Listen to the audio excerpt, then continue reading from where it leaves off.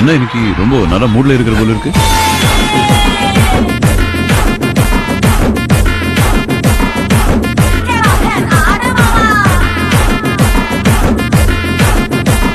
சரி, என்ன பிரச்சனை? பிரச்சனையே நீதானா?